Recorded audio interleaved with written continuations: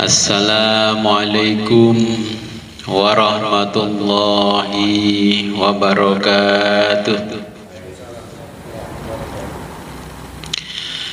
Bismillahirrahmanirrahim. Alhamdulillahi rabbil alamin. Wassalatu wassalamu ala asyrafil anbiya'i wal mursalin Sayyidina wa maulana Muhammadin wa ala alihi wa sahbihi ajma'in, amma ba'du. La hawla wa la quwwata illa billahil aliyyil azim. Alhamdulillah, pada pagi hari ini kita diberikan kemudahan oleh Allah dalam mempelajari kitab fikih Minhajut Talibin. Semoga pada pagi hari ini kita senantiasa diberikan hikmah-hikmah oleh Allah Subhanahu wa taala. Sebelum kita mulai pengajian ini, marilah kita berkirim Fatihah kepada junjungan kita baginda Nabi besar Muhammad sallallahu alaihi wasallam dan kepada mualif kitab Minhajut Talibin. Ila hadratin Nabil Mustafa Rasulillah Muhammadin sallallahu alaihi wasallam wa ala alihi wa azwajihi wa auladihi wa dzurriyyatihi wa ahli baitihi wa jami' ashabihil kiram. Al-Fatihah. A'udzu billahi minasy syaithanir rajim. Bismillahirrahmanirrahim.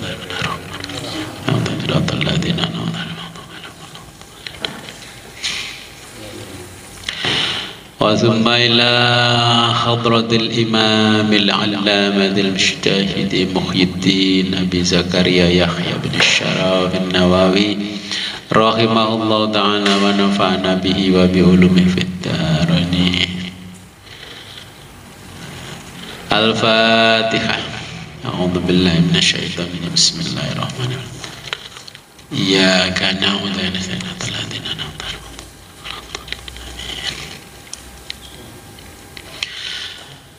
وثم إلى أرواح آبائنا وأمهاتنا وجداتنا وأصولنا وفروعنا وعلى الحاضرين في مجلسنا هذا. الفاتحة. أعوذ بالله من الشيطان الرجيم.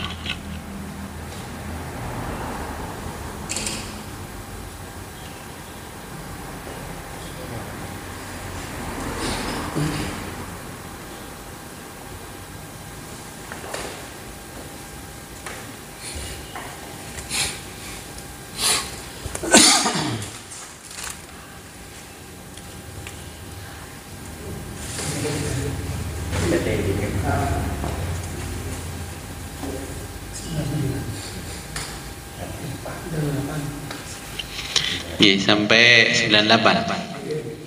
Warrabi'un nggih.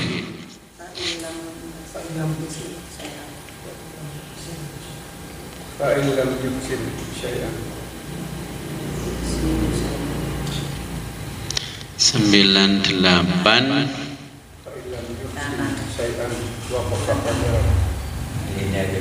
Alinea kedua. Fa'in lam yutik.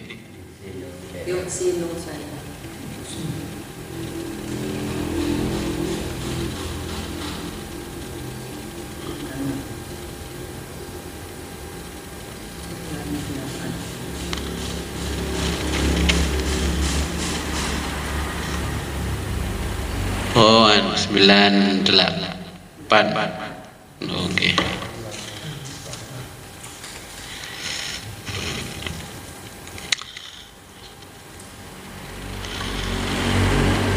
Bismillahirrahmanirrahim.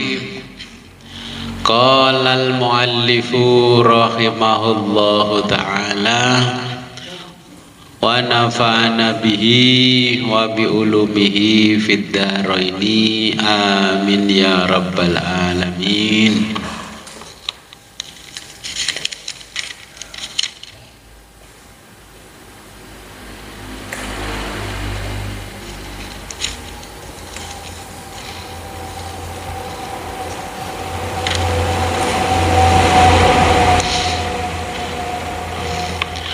fa illam yuhsin syai'an, fa illam jika tidak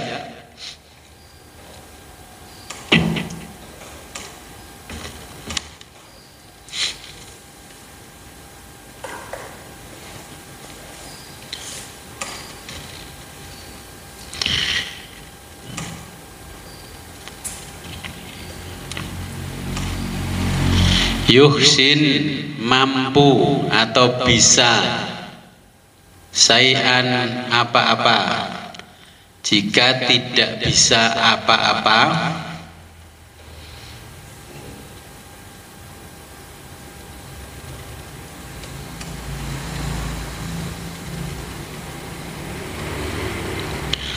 waqafa maka diam,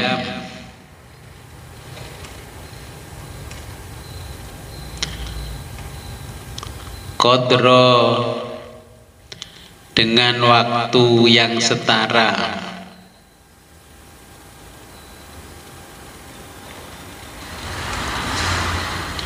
Al-Fatihati dengan surat Al-Fatihah,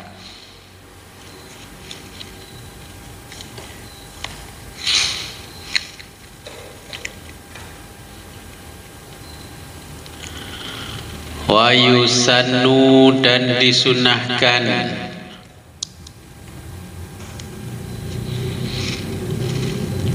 aqibal fatihati setelah membaca surat Al-Fatihah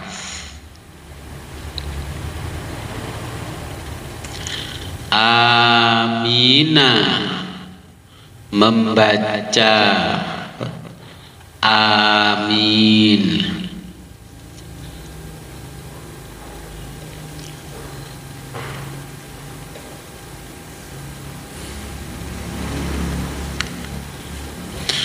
Khafifatal mimi dengan tanpa tasydid al mimi huruf mimnya,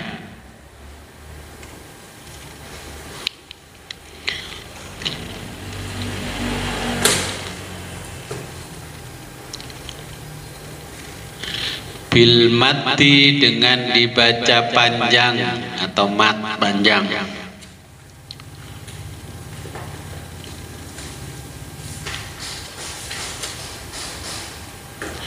wa yajuzu dan boleh juga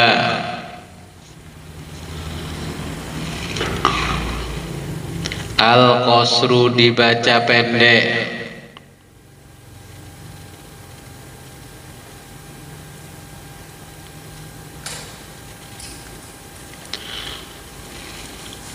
wa yu'amminu dan makmum membaca amin,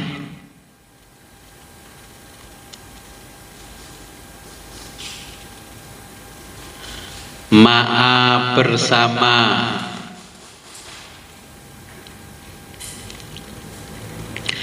takmini membaca amin,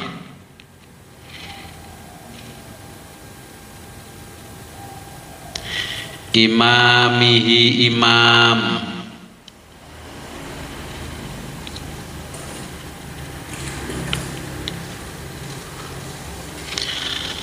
wa yajharu bihi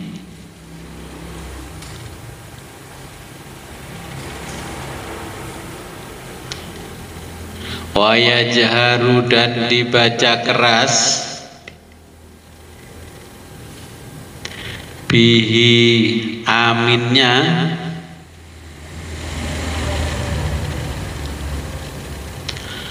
fil adhari menurut kaul adhar,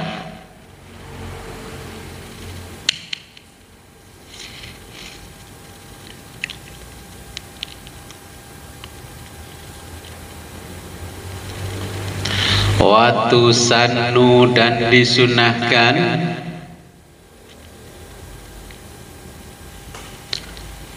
suratun membaca surat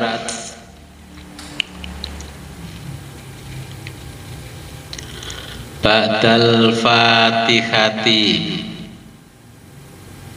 setelah membaca surat Al-Fatihah.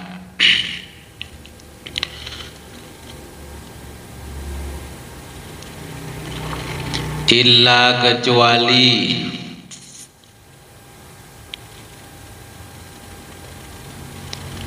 fisalisati, pada rokaat ketiga,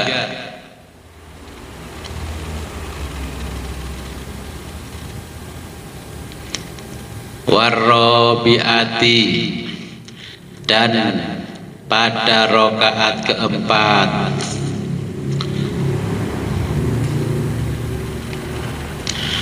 fil azhari, menurut pendapat yang azhar.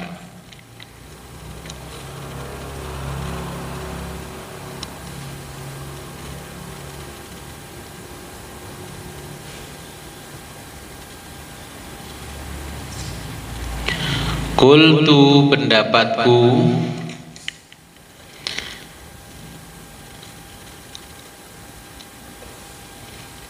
fa'in subiko, untuk makmum masbuk,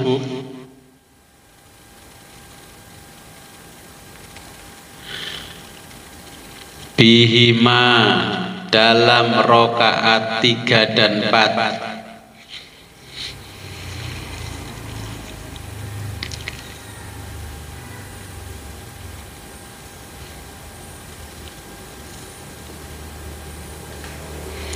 qoro'aha, membaca surat,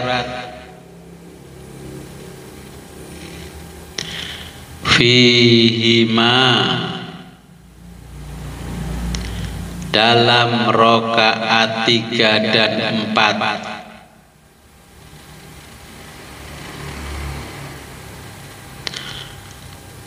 alan nasi, menurut nas,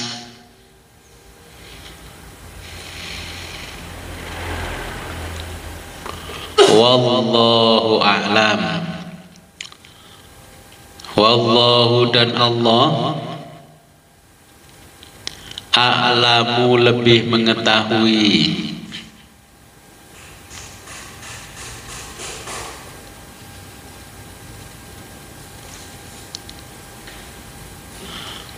Wala surata,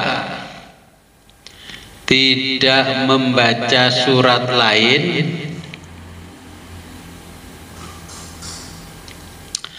lil makmumi, bagi makmum,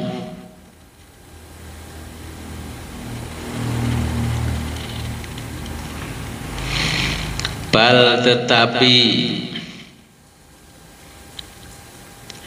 yastami'u,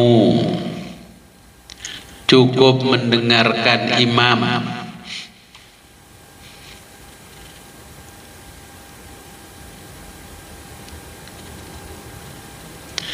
fa'in ba'uda, jika posisinya jauh dari imam,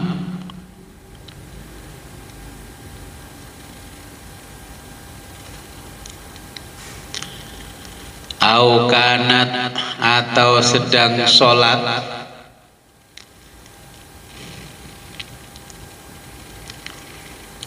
sirriyatan, lirih,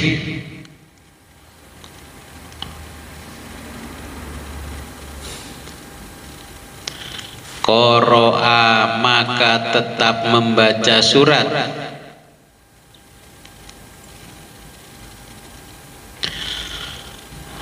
fil asohi, menurut pendapat asoh,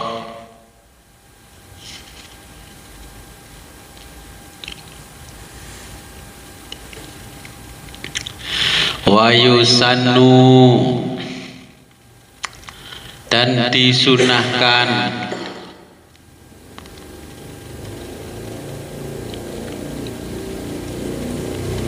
li subhi, pada sholat subuh,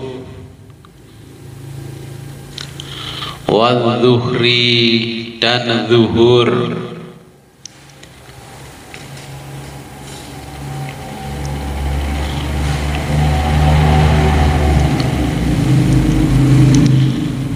Tiwalul mufassal, membaca surat tiwalul mufassali. Nanti saya jelaskan tiwalul mufassal.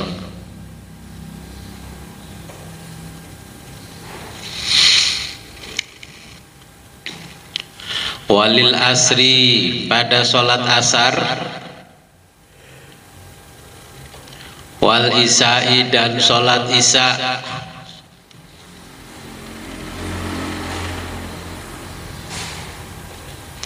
Ausatuhu,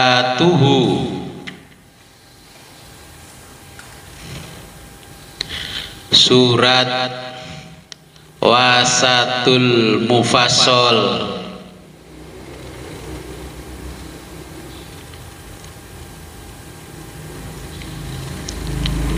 Walil maghribi, dan pada sholat maghrib.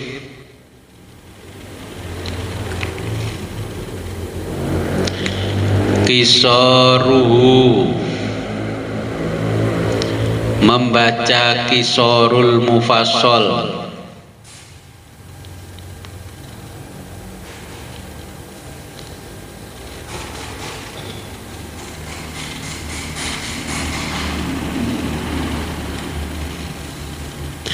Wali subhi, pada sholat subuh.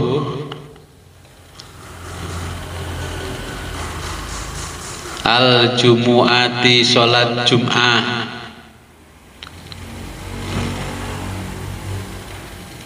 Alif lam mim tanzilu ila akhir.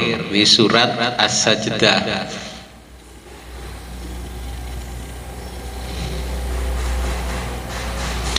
Wa fis saniyati, pada rakaat kedua. Hal ata, surat hal ata atau surat al-ghosyiyah.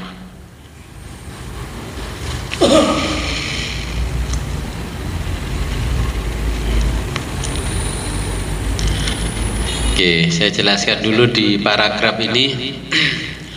Fa'ilam yuhsin syai'an, jadi kalau tidak bisa apa-apa, ini yang dijelaskan Imam Nawawi, ini orang yang baru mengenal Islam. Mungkin kalau bukan orang yang baru mengenal Islam, tapi karena mungkin gangguan tenggorokan,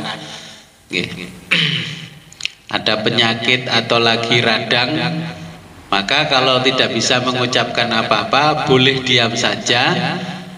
Waktunya disetarakan dengan waktu kira-kira berapa lama kalau membaca surat Al-Fatihah. Kemudian wa yusannu aqibal Fatihah, disunahkan setelah membaca surat Fatihah dengan membaca amin. Nah, ini amin, bacaannya A-nya panjang, mim-nya panjang. Kemudian ini ada pendapat lain, boleh pendek amin. Tapi mayoritas madhab mengikuti yang amin.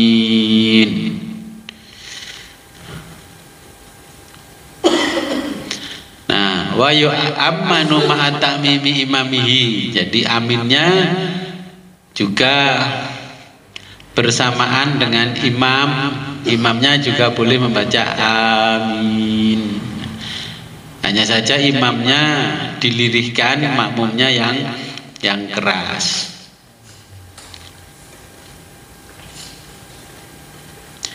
Nah, kemudian wa yajharu bi fil adhar. Nah, ini pendapat yang adhar, imamnya juga boleh mengeraskan bacaan amin. Wa yusannu suratun ba'dal Fatihah, disunahkan membaca surat setelah Fatihah illa fis salisati war rabi'ah. Jadi kecuali rakaat ketiga dan keempat fil adhar. Kemudian Imam Nawawi berpendapat, kultu, pendapatku, Fa'in subiko, jika makmumnya masbuk biha di rokaat ketiga keempat baru bisa ngikuti imam, nah itu tetap disunahkan membaca surat setelah Fatihah.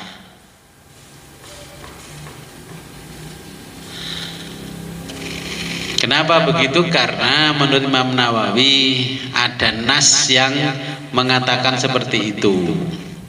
Hanya saja Imam Nawawi mengatakan wallahu a'lam. Mayoritas pendapatnya ulama ya kalau sudah masbuk rakaat 3 4 ya sudah ngikuti makmum. Kalau ada waktunya cukup panjang bisa membaca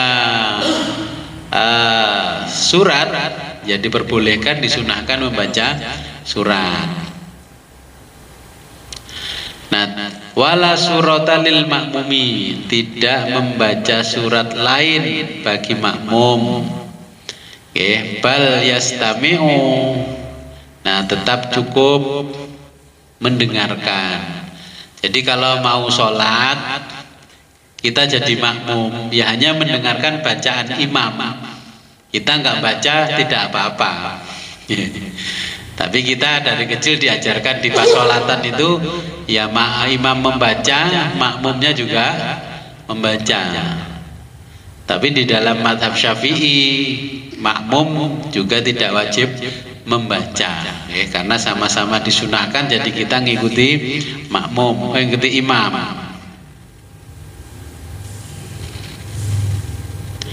Nah ini pun qara'a fil asoh, maka tetap membaca menurut pendapat yang asoh. Jadi kalau kita sholat tetap baca Fatihah, ngikut baca surat, tidak mendengarkan apa yang dibaca oleh imam, ini mengikuti pendapat yang asoh.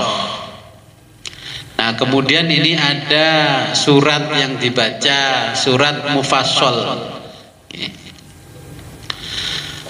Pada subuh, zuhur, tiwalul mufassal, asar, isya.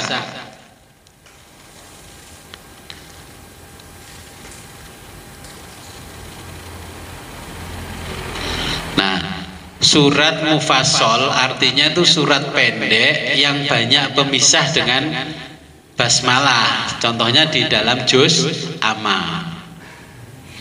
Nah, itu namanya surat mufassal. Ya. Nah kemudian ada surat tiwalul mufassal.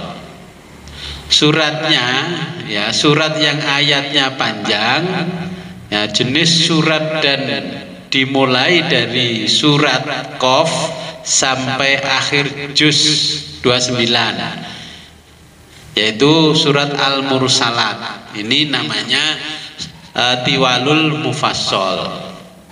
Makanya kan ada orang ngimami hanya membaca bagian ayat dari surat, tapi membacanya kan tidak lengkap. Bagaimana kalau pilihan kita? Lebih baik membaca surat yang pendek tapi sempurna. Contohnya membaca surat Al-Kafirun dari awal sampai selesai. Kadang imam kan Jumat terus membaca penggalan ayat di surat Jumat. Ya kadang-kadang kan biar imamnya tampak keren ya, terus membaca penggalan ayat di dalam surat dan membacanya panjang tapi tidak sempurna. Nah, kalau kita mengikuti madhab Syafi'i, imam-imam madhab ini dan pengikut madhab, lebih baik membaca surat yang sempurna, kita baca sampai habis tapi tidak panjang. Makanya di sini ada wasatul mufassal, qisarul mufassal. Jadi suratnya cukup pendek. Baca Alam Nasroh saja cukup, atau Wadduha paling panjang, Wattini, atau Amma Yatasaalun. Jadi kita membaca dari ayat pertama sampai terakhir. Nah, itu selesai satu surat, itu namanya lebih sempurna daripada membaca tengah-tengah surat, ya. Tapi hanya sebagian yang dibaca. Ya sah menurut fikih sah membaca gitu, cuman Ini ada yang tiwalul mufassal itu kita lebih baik membaca surat yang sempurna dari ayat pertama sampai terakhir. Apalagi sholatnya Jumat. Saya kan di mana-mana Jumat pasti. Kalau ulama-ulama dulu waktu saya kecil sampai usia ayah sampai akhir tahun 90-an itu banyak imam sholat Jumat tidak membaca yang seperti orang sekarang. Sekarang kan membaca cuplikan surat Jumat tentang kisahnya turunnya ayat surat Jumat, ya boleh, tapi itu keutamaannya lebih utama membaca katakanlah surat ya Sabihis itu dari awal sampai selesai. Oke. Nah kalau mau surat Jumat dari awal sampai selesai, ya makmumnya yang nggak kuat. Ya saya kadang-kadang ya gimana, itu haknya imam dan tidak salah, tetapi kita yang sudah mengerti bagaimana pendapatnya ulama-ulama madhab daripada membaca cuplikan surat, lebih baik membaca surat yang sempurna. Ya itulah namanya tiwalul mufassal. Kadang-kadang dalam satu rokaat itu membaca dua cuplikan dari dua surat. Terus saya pernah ketika Ramadan bersama teman itu imami bacanya ya di penggal-penggal cuplikan itu. Saya bilang begini, bisa nggak kamu membaca dari pertama sholat tarwih itu Yasin wal Qur'anil Hakim innaka laminal mursalin, sekian ayat kamu bagi sampai 27 rakaat. Ya. Jadi satu malam itu kita tarwih, ya menurut tarwihnya Ahlussunnah Nahdiyah ini khatam surat Yasin. Nah akhirnya dia menjalankan itu, jadi setiap malam Yasin itu dipenggal ayat sekian untuk sampai sekian, rakaat pertama, rakaat kedua, lanjutannya sekian sampai tarwehnya selesai khatam satu surah. Tapi kamu bacanya harus cepat karena itu surahnya termasuk panjang, itu tiwalul mufassalnya panjang, nanti kasihan jamaahnya. Nabi malah tidak menginginkan imam itu membaca suratnya yang panjang. Riwayat yang paling banyak kalau sholat tidak boleh panjang-panjang, nggak boleh lama-lama. Nah ini diantara beberapa hal di dalam sifatnya sholat yang kita amalkan, yaitu ada surat tiwalul mufassal, ada wasatul mufassal, ada kisorul mufassal. Ya.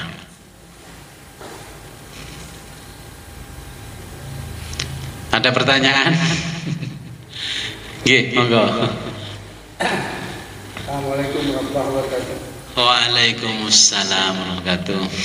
Ini terkait dengan sholat jamaah.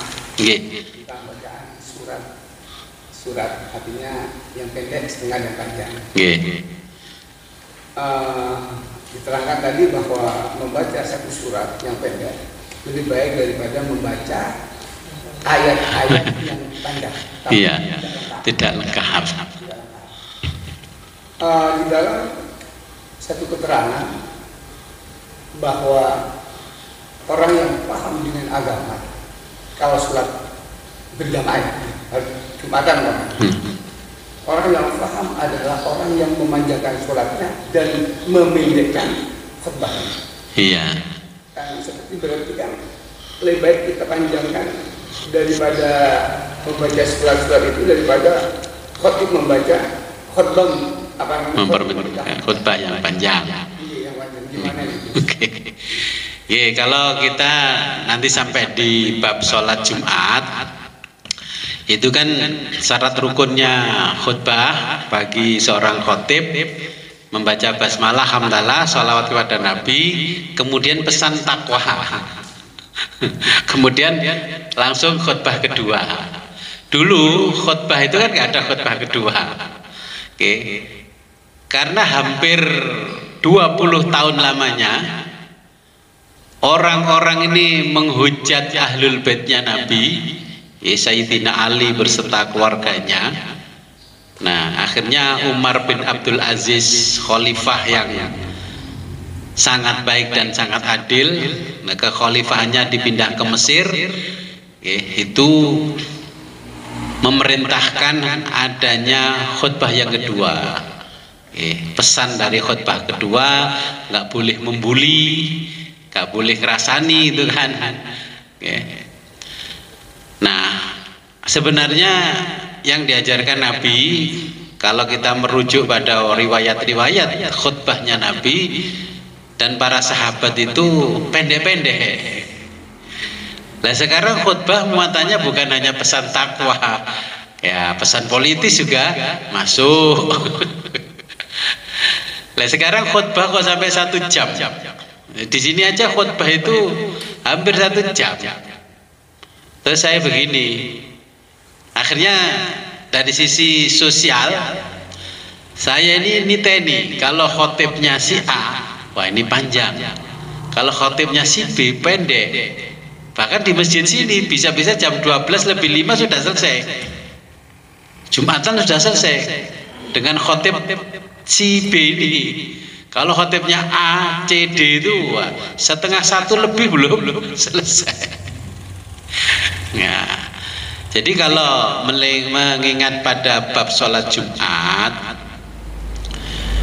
dulunya itu kan banyak sahabat yang tidak patuh pada Nabi, ya. Maka diturunkan penggalan surat yang biasanya dibaca oleh imamnya sholat Jumat. Oke, karena ketika Jumat masih banyak orang yang lebih berat barang dagangannya daripada sholat Jumatnya. Akhirnya sering beberapa kali Nabi sholat Jumat itu tidak memenuhi kuota.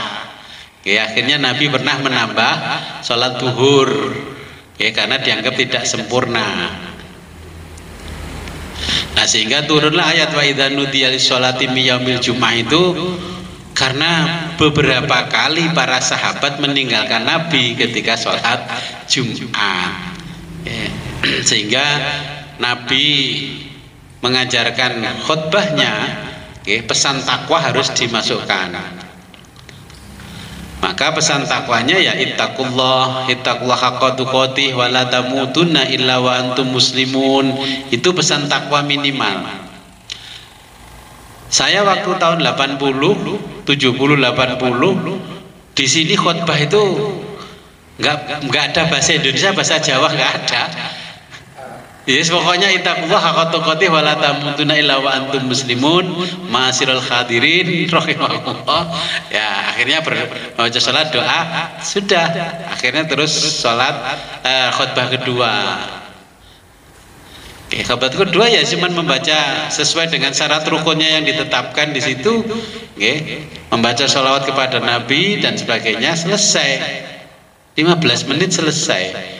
Imamnya memanjangkan bacaan sholatnya dengan surat yang panjang. Nah, tapi sekarang enggak, khutbahnya panjang, sholatnya pendek. Saya di Surabaya dekat kantor saya ya sama kalau Jumatan. Puas, pokoknya materi Jumatan itu persis presentasinya seorang motivator. Nah, tapi hal itu nggak bisa kita hindari, wong itu. Kadang-kadang kan orang juga ingin menampakkan kebolehannya, ya kan? Bagaimana memotivasi ketika Jumat? Ada peristiwa Palestina, ya di situ dibahaslah Palestina. Akhirnya saya menjelaskan, ya ada pertanyaan juga dari beberapa teman. Saya sampaikan di awalnya dulu disyariatkannya sholat Jumat oleh Allah kepada Nabi itu untuk kepentingan satu warga tertentu. Kalau zaman sekarang kita, jadi dulu prinsipnya kan untuk pertemuan mingguan, warga dalam satu lingkungan. Kalau kita sekarang ya satu lingkungan Bolehlah kalau di kota itu 1 RW, kalau di kabupaten ya 1 dusun. Nah, zaman dulu di zaman Nabi itu sebelum ada khutbah itu kan ada panitia yang membacakan laporan perkembangan masyarakat sekitarnya tempat ibadah itu. Disampaikan kemarin Abah Jalil sakit opname di HVA, itu jadi warganya kan tahu. Sekarang orang yang musafir atau bukan penduduk mukim itu tidak wajib Jumatan, karena prinsip Jumatan yang pertama itu adalah untuk media informasinya atau pertemuan rutin mingguan. Disampaikan perkembangan pada bulan Jumat ini, pembangunan saluran irigasi ini sudah dikerjakan sampai 70%. Itu disampaikan dulu, itu disampaikan seperti itu, tapi di luar materi khutbah. Sekarang yang disampaikan oleh takmir apa? Saldo kas pada Jumat ini. Takmirnya ada yang sakit itu kan. Jadi harusnya takmir itu sebelum Jumat dimulai, takmir melaporkan saldo kasnya sekian, digunakan untuk apa. Kemarin untuk santunan jamaah masjid ada yang sakit, kita rombongan ke sana dengan menggunakan uang kas masjid untuk membantu biaya pengobatan sekian, untuk sekian. Untuk santunan ada yang meninggal, membantu ini sekian. Nah, sebenarnya yang diinginkan Nabi itu manajemen ketakmiran masjid ya seperti itu. Makanya masjid dulu itu semua kegiatannya Nabi itu dipusatkan di masjid. Masjid ya Islamic Center, ya tempat ibadah. Nah, sekarang masjid hanya tempat ibadah. Jadi tidak berfungsi sebagaimana masjid ketika di zaman Nabi. Oke, jadi seharusnya kalau merujuk kembali ke zaman Nabi sampai para sahabat, ya takmir itu melaporkan orang di sekitarnya kondisi begini, jamaahnya begini. Lah sekarang kita kan pergi ke Surabaya, terus kan mampir di Mojokerto, ikut Jumatan orang Mojokerto. Sebenarnya kan kita sudah nggak dihukumi wajib Jumatan. Terus orang di Mojokerto kita tanya, boleh nggak saya ikut rapat RW sampean? Kan sama dengan gitu toh. Ya silakan dah, monggo. Nah, padahal Jumat itu prinsipnya kan juga berbeda dengan sholat-sholat yang lain. Memang tujuan awalnya Nabi mengadakan disyariatkannya sholat Jumat itu untuk pertemuan mingguan. Jadi laporan sahabat yang ini kondisinya gimana, oh ada yang sakit, ada yang meninggal, ada yang perlu disantuni, ya di situ itu. Jadi dana kas masjid pun boleh untuk begitu. Bukan kas masjid disimpan aja di deposito. Kas masjid ya harus dihabiskan. Ya, kayak Masjid Kauman. Terus gimana ini Pak Takmir, kabupaten mau mengadakan festival jaranan, mau dapat muri, terus santri TPG-nya mau diajak ikut borong jaranan untuk memenuhi kuota kabupaten untuk mendapatkan penghargaan dari muri. Kata takmir, alah begitu itu nggak jadikan kita masuk surga, gak usah. Padahal kan boleh itu kalau diambilkan dari kasnya masjid untuk kepentingan budaya masyarakat kita. Okay. Nah, jadi ini sekilas tentang Jumat. Jadi memang dulu dicontohkan khutbah itu tidak lari kemana-mana materinya, pesan takwa buat diri si khotib sama jamaahnya. Ya wala tamutunna illa wa antum muslimun. Nah sekarang berubah. Kenapa kok berubah? Ya itulah kalau kita belajar ilmu sosial, ilmu filsafat itu disebabkan karena aksesoris peradaban. Karena aksesoris peradaban. Karena kalau dulu kiai kan nggak dapat gelar apa-apa, pesantren lama di Lirboyo di mana, pulang ya sudah jadi kiai. Kan kan, nggak ada gelar doktor gitu kan, nggak ada. Tapi yang khutbah sekarang masjid di lingkungan kita, yang khutbah itu orang luar. Mengambil ustadz siapa yang bergelar profesor, doktor, insinyur, MSc dan seterusnya. Malah kiai lokalnya tidak dipakai. Gitu. Seharusnya di dalam masjid itu pengurusnya, kiainya ya sudah orang lokal situ, bukan orang dari jauh. Apalagi di kota besar itu, kalau kita betul-betul mengikuti fikih, apa sah? Wong yang khutbah itu bukan orang yang mukim di situ.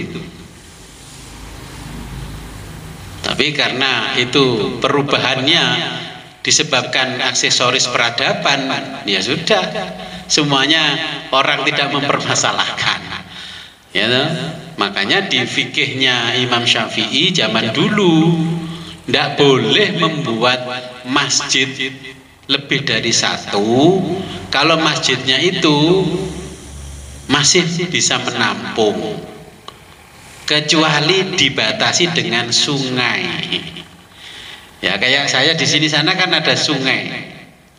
Lah pengertian sungai di masa Imam Syafi'i di Timur Tengah itu ketika terjadi hujan, terjadi badai, dulu kan ya nggak ada jembatan. Makanya kalau nggak ada jembatan boleh bangun masjid di seberang sungai. Walaupun di sini ada masjid, di seberang sungai diperbolehkan. Itu pendapat Imam Syafi'i. Tapi sekarang kan sudah bisa dibangun jembatan. Walaupun itu airnya penuh seperti musim penghujan begini, kita tetap bisa lewat. Ya, jadi kalau mengikuti tradisi yang diajarkan Nabi sampai para sahabat, tabi'in dan ulama terdahulu, gak ada khutbahnya panjang. Yang panjang sholatnya. Kenapa jadi panjang khutbahnya? Jawaban saya dari beberapa pertanyaan itu akibat aksesoris peradaban. Masa saya gelar doktor kok khutbah cuma 5 menit, gak mantep saya, ya kan? Sekarang kan khutbah itu materinya kayak materi orang presentasi. Padahal pesannya dalam khutbah, pesan sholat Jumat itu khutbahnya yang penting pesan takwa kepada Allah. Itu ada sudah cukup. Andai kata dibacakan ittaqullaha haqqa tuqatih wa la tamutunna illa wa antum muslimun. Masyarul hadirin rahimakumullah. Allahumma ighfir lil muslimin. Sudah. Kan kalau gitu kan semua paham toh. Jadi inti khutbah yang penting disampaikan pesan takwanya. Okay. Akhirnya kan bahasa Arabnya panjang. Usikum wa nafsi bitaqwallah. Bahasa Indonesia kalau terjemahkan, saya berpesan kepada diri saya dan kepada hadirin semuanya untuk bertakwa kepada Allah. Bahasa Arabnya itu dipanjang-panjang, terus terjemahnya ya persis Arab itu diindonesiakan. Nah, saya kan sering kalau disuruh sambutan apa gitu, kalau sudah Bismillahirrahmanirrahim, alhamdulillah, ya sudah, saya nggak mengulangi dalam bahasa Indonesia segala puji bagi Allah. Gus kok nggak pakai segala puji bagi Allah? Sudah, tadi kan sudah berbahasa Arab. Nah memang supaya kelihatan bicara kita panjang, maka bahasa Arab dibaca, terus terjemahnya kita ulangi lagi. Akhirnya jadi panjang nanti khutbahnya. Ya, jadi itu berubah karena aksesoris peradaban. Kita nggak bisa membendung itu. Wong namanya budaya saja, budaya kita tergerus.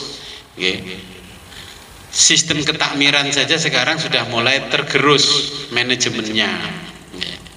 Saya kadang melihat di masjid kalau sholat Jumat di tempat lain itu, kasnya ada 500 juta. Terus saya lihat masjid ini bagus masjidnya. Kalau kas 500 juta, seharusnya masjid itu punya satpam 4 1 kali 24 jam. Punya tukang bersih-bersih 1 kali 24 jam. Oke. Ada yang jaga. Jadi ketika jamaah keluar masuk dari tempat wudhu ke masjid, ke serambinya masjid, itu ada tukang OB yang persis di rumah sakit atau di perkantoran, begitu ininya basah langsung dipel lagi, wong kasnya 500 juta lagi, ini 500 juta masih dipakai bayar OB 4 nggak bisa. Dan harusnya ketika Jumat ini semua petugas keamanan harusnya lebih banyak dibayar Jumatan, ketika Jumat dibayar. Terus yang merapikan kendaraan dan sebagainya kan ada petugasnya sendiri.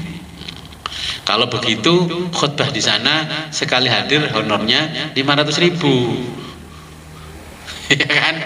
Nah, kadang kasnya begitu, terus temen yang jadi takmir saya tanya, itu Ustadz kamu kasih amplop berapa? Kalau di sini 150 Gus. Itu kasnya ditulis di di papan melamin itu 500 juta ya. Itu loh orangnya doktor S3 500 itu sekali khutbah.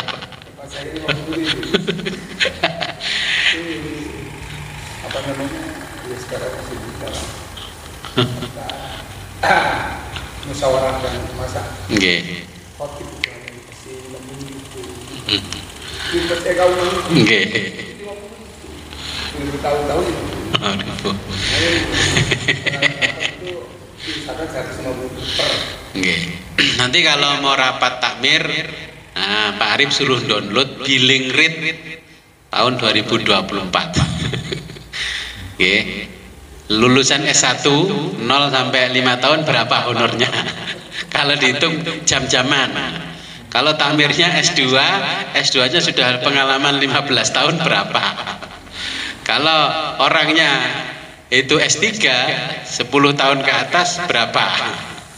Makanya saya kadang kan gojlogi sama teman-teman takmir. Itu loh di Mbah Google kan sudah terbuka informasi tentang billing rate, daftar gaji orang profesional. Kalau S1 0 sampai 5 tahun pengalamannya berapa itu bisa dilihat, itu yang punyanya Kementerian Tenaga Kerja.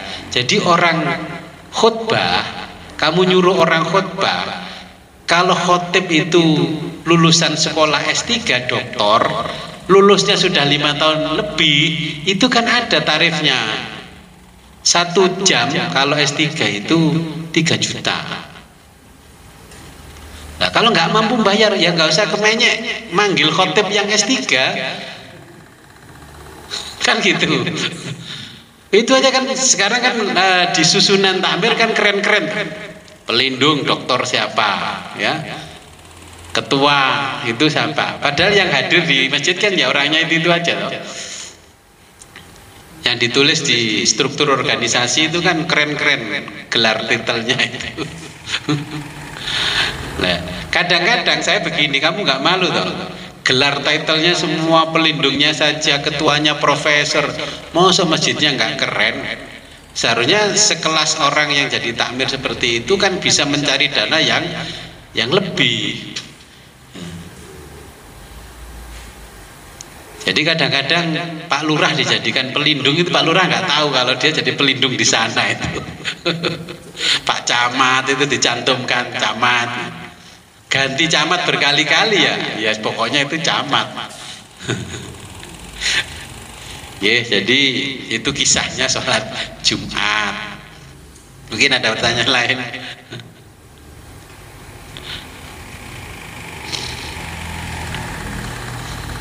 Jadi kembali kepada panjang pendeknya sholat. Dalam kisah-kisah cerita seperti kisahnya Salam Abdi Jabal oleh Rasulullah ke Yaman. Itu ada laporan ke Rasulullah bahwa Abdi Jabal itu terlalu panjang. Tapi bagi imam-imam yang pendek-pendek bacaannya itu tidak ada yang mengkoreksi dan tidak dilaporkan kepada Rasulullah. Tapi di sebagian sekarang ini lebih cepat lagi terus, masa tempat mengukur seminggu sekali, ada yang mau seperti ini terus. Saya kan sering jadi imam di Jumatan. Kadang-kadang kalau cuma awal asri, masa awal asri yang seminggu sekali. Itu berarti makmumnya kesadaran ilahinya sudah tinggi. Ya, di zaman Nabi dan riwayat yang banyak di hadis itu Nabi lebih mensukai sholat yang pendek bacaannya. Kenapa Mu'ad dilaporkan? Nah, Mu'ad itu sekali baca 1 juz, 1 rakaat, makanya akhirnya ditegur Nabi, kalau caramu seperti itu nanti pemeluk agama Islam ini buyar, karena beragama Islam kesannya jadi berat. Akhirnya Mu'ad kan dia dibilangi Nabi, kalau pengen panjang ya sholat sendiri, jangan sholat bersama banyak orang. Sampai Nabi kan menjelaskan, orang yang berjamaah sama kamu itu macam-macam, dia yang punya profesi ini, ingin segera kembali ke tempat kerjanya, ingin ini, ya itu dijelaskan panjang lebar. Ya. Saya ya mendukung yang wasato tadi, yang tengah-tengah.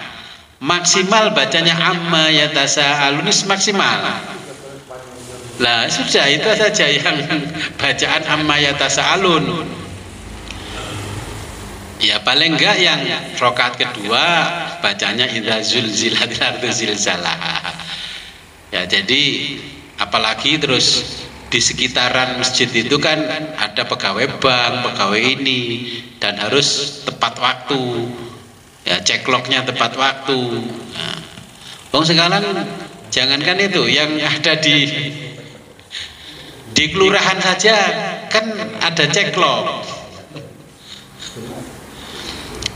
Di sini pun sama, di tempat saya ini justru imamnya masih muda sekali, di bawah saya jauh lah. Paling kelahiran sudah mendekati tahun 2000 lahirnya. Itu membacanya, khutbahnya ya nggak panjang, sholat bacaan suratnya juga nggak panjang. Saya bilang sama teman yang sebelah saya, nah ini loh harusnya idealnya imam dan khotibnya sholat Jumat, karena di belakang kita banyak pegawai BRI, pegawai bank yang lain, pegawai pabrik-pabrik seperti Clio dan sebagainya. Mereka yang dituntut on time kerjanya. Nih, malah yang sepuh-sepuh dowo ram. Jadi saya niteni kalau Jumatnya Jumat apa ini? Paling pon wagi kliwon legi itu, oh ini saya harus berangkatnya lebih cepat. Karena jam 12 lebih 5 sudah selesai. Okay. Yang 1:30 belum selesai. Ya memang idealnya seperti itu.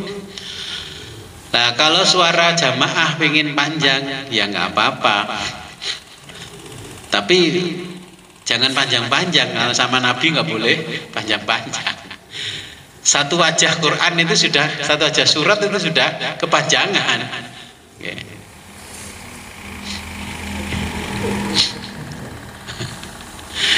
Oke, kita lanjut ya ke Al-Khamisu.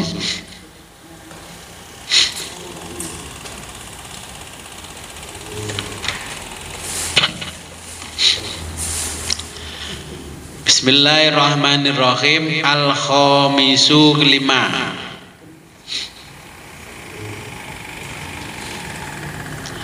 Ar-ruku'u, ruku'.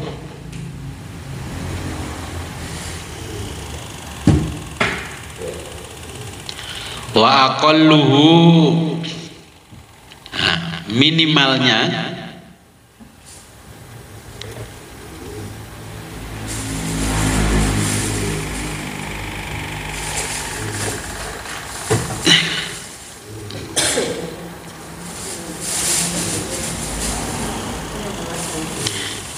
ayan hania, membungkuk,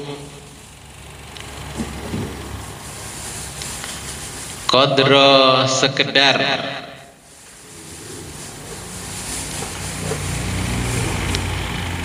bulughi sampai, rohataihi dua telapak tangan,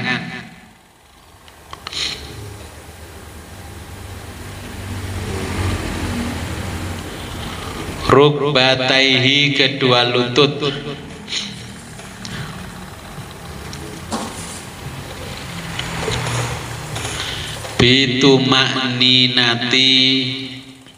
bitumakninatin dengan tumakninah,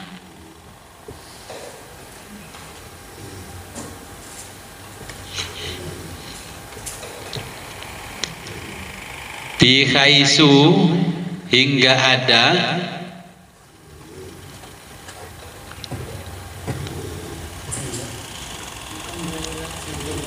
yang fasilu jeda antara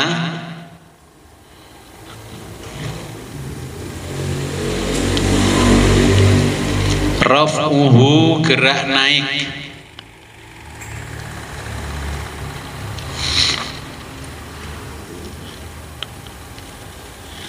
an huwiyihi atau hawiyihi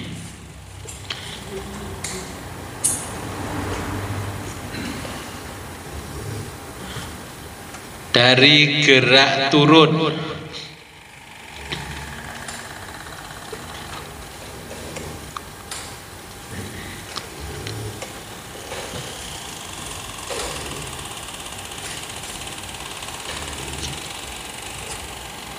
wala yaksidu bihi tanpa ada maksud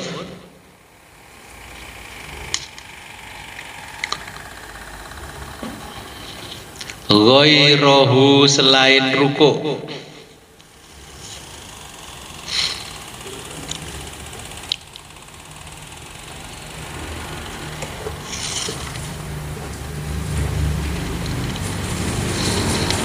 falau seandainya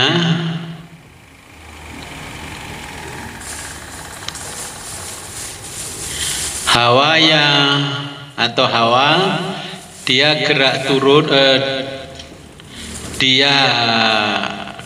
turun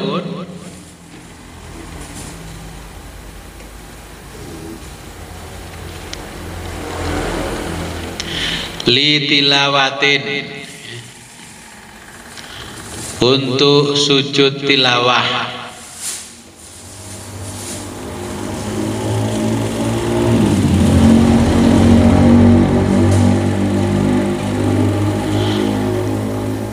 faja'alahu kemudian diubah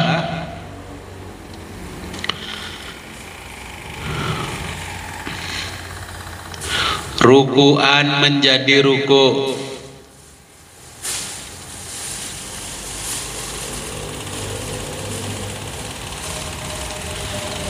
lam yakfi maka tidak mencukupi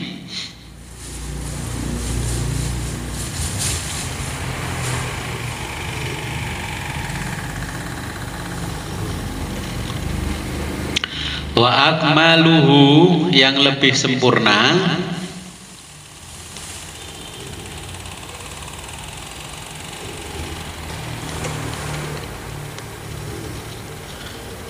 taswiyatu rata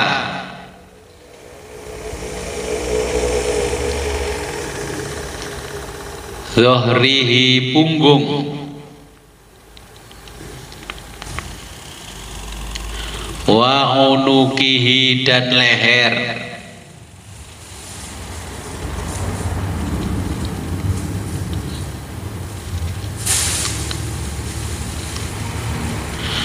wa nasbu dan tegak sakoihi dua betis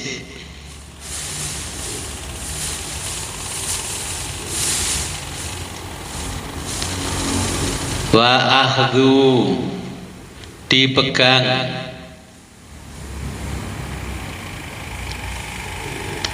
rukbataihi dua lutut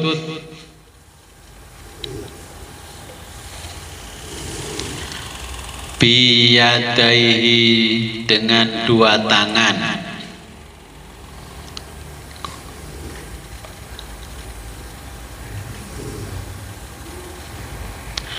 wa tafriqahu dan membuka asabihi jari-jari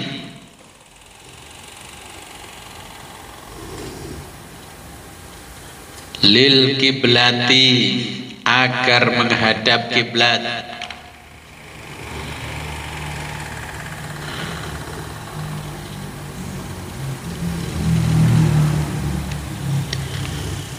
wa yukabbiru dan bertakbir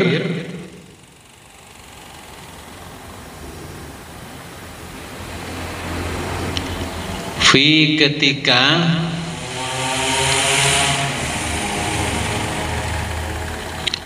ibtidai mulai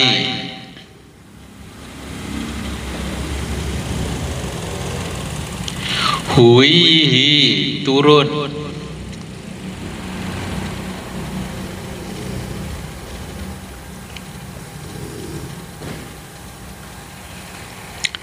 wa yarfa'u dan mengangkat yadaihi kedua tangan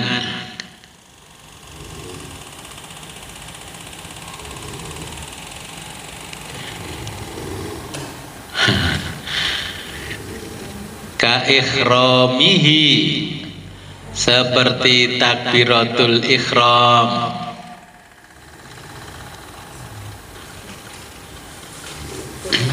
wa yaqulu dan mengucapkan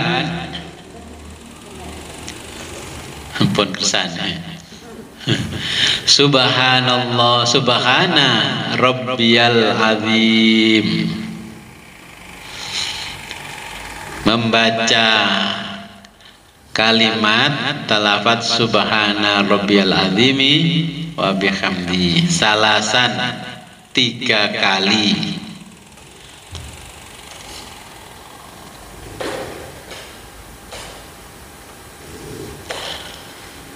wala yazidu dan tidak menambah bacaan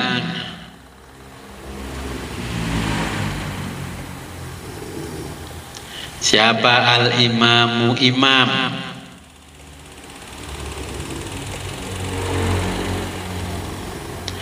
wa yazidu dan menambah bacaan al-munfaridu orang yang sholat sendirian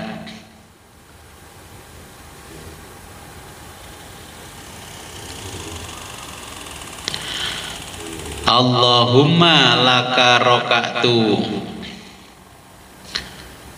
dengan wabika amantu walaka aslamtu khosya'alaka sam'i wa basori.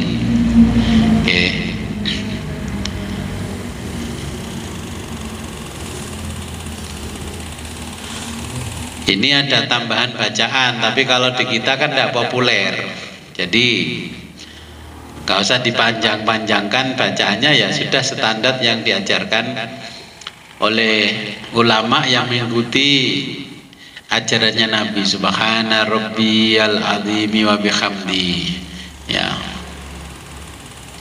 Kemudian ada yang menambah Allahumma laka roka'tu wa bika amantu, ya Allah hanya untukmu aku ruku, wabika dan kepadamu amantu aku beriman, walaka dan kepadamu aslamtu aku berpasrah diri, khosya'a khusyuk laka kepadamu, sam'i pendengaranku, wabasori dan penglihatanku.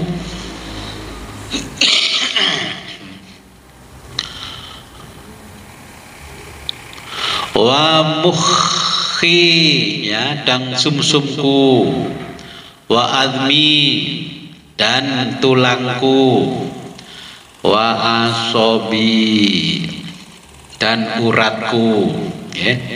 Wa mastaqallat bihi qadami, wa ma dan sesuatu istaqallat yang bengkok, ya, istaqallat bihi yang bengkok, qadami telapak kakiku.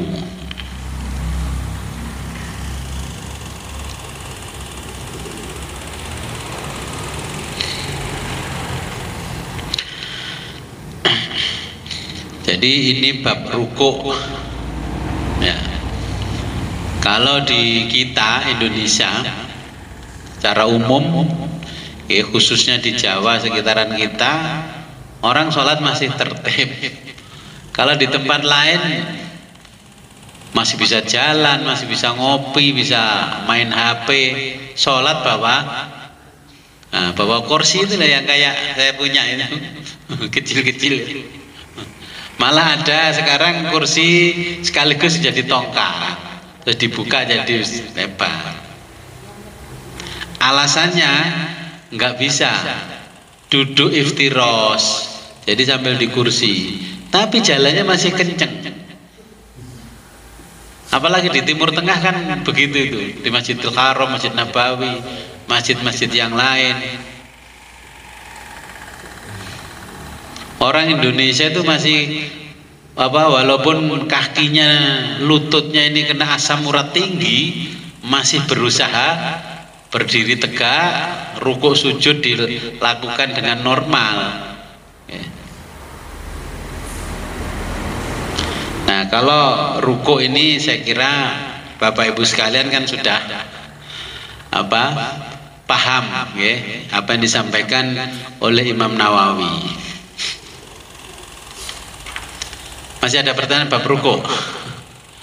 Oke. Nah, rukuk itu kalau nggak dari kecil latihan sholatnya kelihatan. Kalau sholat itu nekuknya gini, ya. Kalau yang dulu kan pernah saya ukur rukuknya. Ya alhamdulillah, jamaah di sini berarti kenal sholat sejak kecil. Jadi tulang punggung sama tulang ekor belakang sama kaki bisa 90 derajat begini. Dulu karena waktu rukuk itu saya sama orang tua sama kakek saya itu dibikinkan kayu sama triplek, harus lurus kakinya. Memang kalau rukuknya sempurna, urat kaki kita ini dari bawah ke atas seperti ditarik. Kita kalau sholatnya tumakninah itu sama dengan kita berolahraga, ya, hampir 1 hari olahraga. Makanya kalau nggak biasa sholat, mungkin kenalnya sholat setelah usia 40, 50, suruh rukuk yang sempurna berat, karena uratnya, tulang-tulangnya tidak terlatih sejak kecil. Ya kayak pemain sirkus itu. Kalau dilatih dari kecil, walaupun kakinya dipenggangkan begitu ya, kan tetap bisa. Punggungnya dibulet-buletkan begini ya tetap bisa. Jadi memang ibadah itu orang bisa kita lihat, oh dia berarti mengenal agama dari kecil atau mengenal agama sudah tua kan kelihatan. Sholatnya pun juga kelihatan.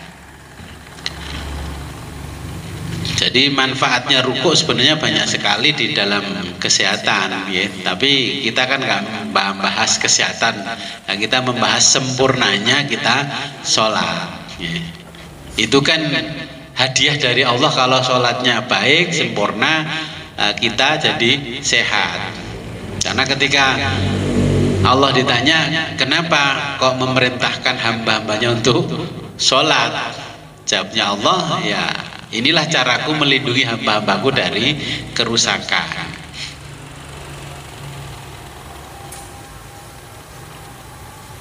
Ada pertanyaan di bab rukuk? Ini sebentar lagi kan Ramadan. Besok Ramadan kira-kira masih ngaji lagi atau gimana? Sebelum kita akhiri, marilah kita berdoa kepada Allah.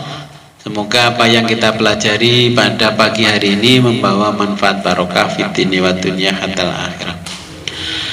A'udzu billahi minasyaitonir rajim. Bismillahirrahmanirrahim. Allahumma salli wa sallim ala sayyidina Muhammadin fil awwalin wal akhirin wa barik wa sallim wa radiyallahu ta'ala an sadatina ashabi Rasulillah ajma'in. Amin ya Allah ya rabbal alamin. Allahumma faqihna wa faqih talamidana fid din wa 'allimna wa 'allimhum at-ta'wil. Allahumma arham ummat sayyidina Muhammad. Allahumma jbur ummat sayyidina Muhammad. Allahumma aslih ummat sayyidina Muhammad. Allahumma farrij an ummat sayyidina Muhammadin sallallahu alaihi wasallam. Allahumma anfa'na bima 'allamtana wa 'allimna ma yanfa'una wa zidna ilman yaqinan. Walhamdulillahi ala kulli halin wa na'udzu billahi min kulli hali ahli an-nar. Rabbana taqabbal minna innaka antas samiul alim wa tub alaina innaka antat tawwabur rahim. Allahumma hdina siratal mustaqim. Allahumma hdina siratal mustaqim. Allahumma hdina siratal mustaqim. Siratal ladzina an'amta 'alaihim minan nabiyyina wasiddiqin wasyuhada'i wassalihin wa hasuna ulaika rafiqa. Dzalikal fadlu minallahi wa kafa billahi 'aliman. Allahumma ya syahidan ghaira ghaibin wa ya ghaliban ghaira maghlubin wa ya qariban ghaira ba'idin. Ij'al min amrina ya Allah farja wa makhraja ya sharihal mustaskhirin wa ya ghiyasal mustaghisin. Innaka ta'lamu makanana wa ta'lamu halana wa la yakhfa 'alaika syai'un min umurina. Rabbana atina fid dunya hasanah wa fil akhirati hasanah wa qina adzabannar. Wa shalli wa sallim ala jamil anbiya wal mursalin walhamdulillahi rabbil alamin. Al-Fatihah. A'udzu billahi minasyaitonir rajim. Akhirul kalam ihdinas siratal mustaqim wa billahi taufiq wal hidayah wa ridha wal inayah. Wassalamualaikum warahmatullahi wabarakatuh.